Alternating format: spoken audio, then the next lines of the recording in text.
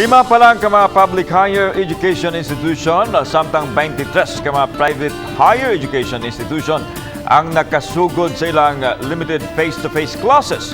Si Femery Dumabok sa report.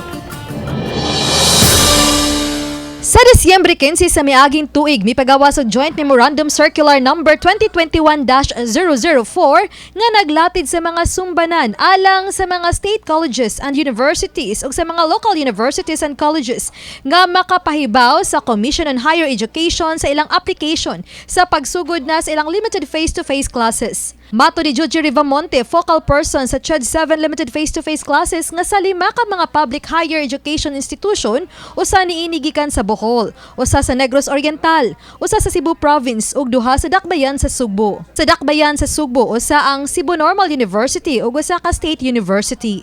And then they're going to attach Annex A, which is the self-assessment checklist on the readiness of HAIs to reopen campuses for limited face-to-face classes. Samtang susihon pa sa CHED 7 kung nakaduso na ba sa ilang application ng Mandawi City College aron makasugod na sa ilang limited face-to-face classes. Gipasabot noon ni Rivamonte nga anaara sa Mandawi City College kung unsa nga mga programa ang hinay-hinayan lang nga pagpatuman sa limited face-to-face classes.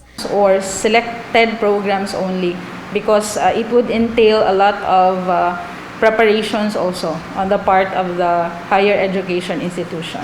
Samtang giangko ni Konsehal Malcolm Sanchez, chairman sa Committee on Education sa Konseho sa Dakbayan sa Mandawi, nga doon na pa'y kakuwangan sa Mandawi City College aron makasugod sa face-to-face classes. Mamahimo ra hinuong unahon pagpatuman ng face-to-face sa mga program sama sa Bachelor of Science in Information Technology o Bachelor of Science in Industrial Technology. Nga mitingan ato sa mo ang school board sa Mandawi City College, nag-allocate na gid sila og budget sa infotech ug usa ka kurso.